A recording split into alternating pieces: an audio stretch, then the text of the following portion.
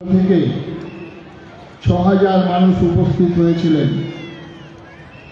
তারপরে সংকল্প গ্রহণ ব্রিগেড প্যারেড গ্রাউন্ডে, যেখানে রাজনৈতিক শক্তি প্রদর্শন হয়, সেখানে আমরা ১ লক্ষ কণ্ঠে গীতা পাঠের সংকল্প গ্রহণ করেছিলাম সনাতন সংস্কৃতি সংসদের পক্ষ থেকে। সাধু সন্ন্যাসী মঠ মিশন থেকে রাজনৈতিক দলমত নির্বিশেষে সেখানে ১,৩৭,০০০ মানুষ উপস্থিত হয়েছিলেন। যদিও রাজশক্তির পশ্চিমবঙ্গে বিরোধিতা করেছিল, তা সত্ত্বেও এরপরে আমরা সংকল্প গ্রহণ করি শিলিগুড়ি। উত্তরবঙ্গ বঞ্চিত, উত্তরবঙ্গের মানুষের আহ্বান যে আমাদের এইখানে একবার পাঠের ব্যবস্থা করুন। সেখানে আমরা কাওয়াখালী মাঠে ১ লক্ষ কণ্ঠে গীতা পাঠ, সেখানে সংঘ পরিবারের সমস্ত আয়াম সহযোগিতা করেছিল। সেখানে ১,২৭,০০০ মানুষ উপস্থিত হয়েছিলেন। পরবর্তীকালে আমরা সংকল্প গ্রহণ করলাম ৫ লক্ষ কণ্ঠে ব্রিগেড প্যারেড গ্রাউন্ডে। সমস্ত সনাতনী ভাই বোনদের আহ্বান জানিয়েছিলাম, সাধু সন্ন্যাসী মঠ মিশন বিভিন্ন ধর্মগুরুদের কাছে প্রার্থনা করেছিলাম। ভারতবর্ষে তথা পশ্চিমবাংলার বিরাট সংকট, এই সংকটে সমস্ত কিছু ভুলে রাজনৈতিক দলের ঊর্ধ্বে উঠে জাত পাত নির্বিশেষে আপনারা উপস্থিত হবেন। আমরা কোনো যাতায়াতের ব্যবস্থা করতে পারিনি, খাবারের কোনো ব্যবস্থা করতে পারিনি, জলের বোতল আর বিস্কুট শুধু দিয়েছিলাম। সরকারি হিসাব অনুসারে সেখানে ৬,৪২,০০০ মানুষ উপস্থিত হয়েছিলেন। সুতরাং আমরা এই সনাতন সংস্কৃতি সংসদের যে গীতা পাঠ, যে আওয়াজ উঠেছিল কৃষ্ণ কৃষ্ণ হরে হরে, গীতা পাঠ ঘরে ঘরে, কৃষ্ণ কৃষ্ণ হরে হরে, গীতা পাঠ ঘরে ঘরে, সেই আওয়াজ সার্থক। আজকে আসাম এই গীতা পাঠ হচ্ছে, এখানে প্রভূত, এখানে আমাদের শিশির মহারাজ, তাকে ধন্যবাদ জানাই। তিনি সমস্ত সনাতন ধর্মের বিভিন্ন গুরুদের একই মঞ্চে এনেছেন, খুব শক্ত কাজ। এখানে এসেছেন রামকৃষ্ণ মিশন, ভারতবর্ষের শ্রেষ্ঠ অর্গানাইজেশন। এখানে এসছেন অনুকূল ঠাকুর, বালক ব্রহ্মচারী। এখানে এসছেন আরও বিভিন্ন মঠের শিখ সম্প্রদায়ের মানুষ, তারাও এসেছেন। একটা ধর্ম সংসদ, তারা এই সংকটে তারা একই মঞ্চে এসে উপস্থিত হয়েছেন।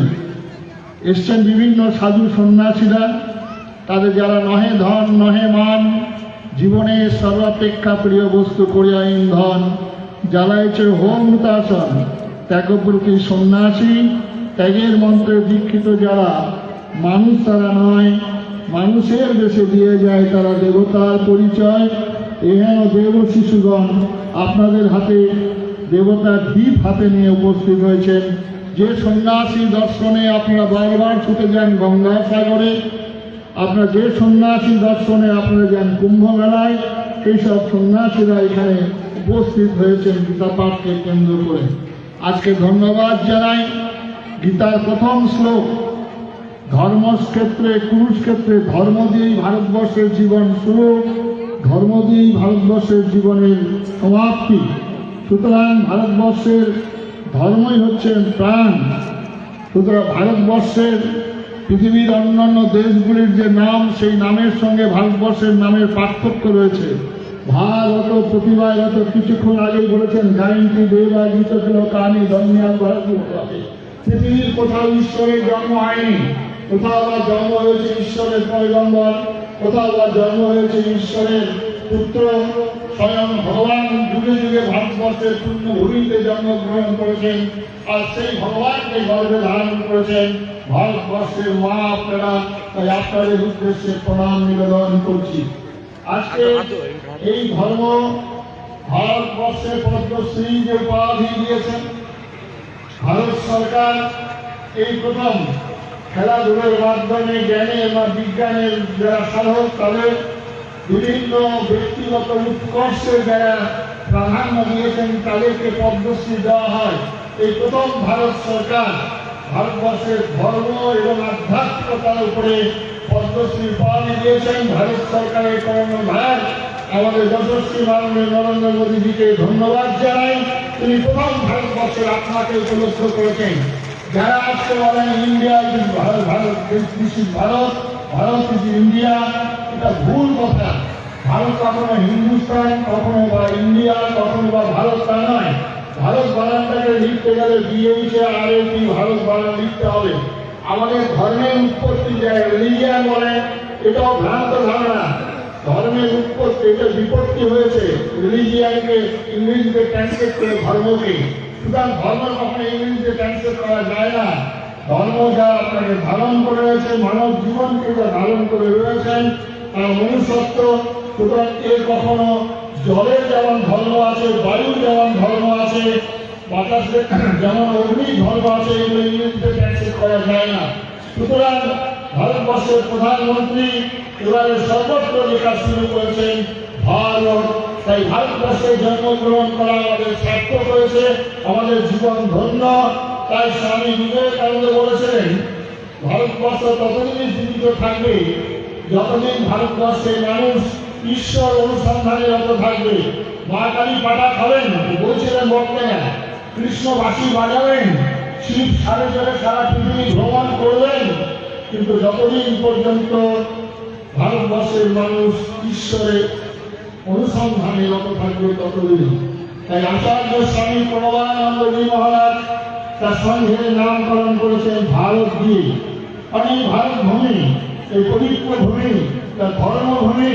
তাই কবিরা যুগে যুগে ভারতবর্ষের বন্দনা গান গেয়েছেন, ভারত আমার, ভারত আমার, মানুষ যেথায় মেলিল নেত্র, মহিমা তুমি জন্মভূমিমা, এশিয়া তুমি তীর্থক্ষেত্র। তাই ভারত সেবাশ্রম সংঘ আচার্য স্বামী প্রণবানন্দজি মহারাজ যে উদ্দেশ্যে সংঘ স্থাপন করেছিলেন, সমগ্র ভারতবর্ষের জাত পাত মত ভুলে গিয়ে একই কমন প্ল্যাটফর্মে উপস্থিত হওয়ার জন্য। তার জন্যই ভারত সেবাশ্রম সংঘ। ভারত সেবাশ্রম সংঘ আপনার, ভারত সেবাশ্রম সংঘ আমার, ভারত সেবাশ্রম সংঘ আপনাদের, ভারত সেবাশ্রম সংঘ আমাদের। সুতরাং সেই কাজটিকে আজকে মহামিলন যে ঘটিয়েছেন আমাদের ব্রহ্মচারী শিশির মহারাজ, তাকে ধন্যবাদ। আপনারা আহ্বানে আপনারা সবাই এখানে উপস্থিত রয়েছেন, তাদেরকে আমি অশেষ ধন্যবাদ জানাচ্ছি। গীতার প্রথমে ধর্ম দিয়ে শুরু হয়েছে, এরপরে শেষ শ্লোক, যে শ্লোকের কথা অনেকেই বলেছেন, শেষ শ্লোকটি হচ্ছেন যত্র যোগেশ্বর কৃষ্ণ, যত্র পার্থ ভূধর, তত্র শ্রী বিজয় ভূতি ধ্রুবা নীতির মতির মম। এখানে ভগবান কৃষ্ণ যে শ্লোকটি বলেছেন এটা সঞ্জয় শ্লোক।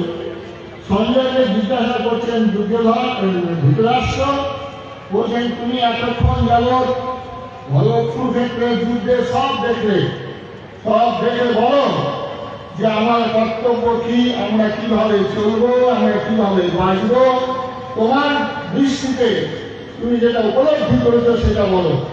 সঞ্জয় তার কুরুক্ষেত্রের যুদ্ধের সমস্ত অভিজ্ঞতা থেকে তিনি এটাই প্রমাণ করলেন, যেখানে ভগবান কৃষ্ণ থাকবে আর যেখানে ধনুর্বাণধারী পার্থ থাকবে সেখানে বিজয় ভূতি ধ্রুবা নীতির মতির মম।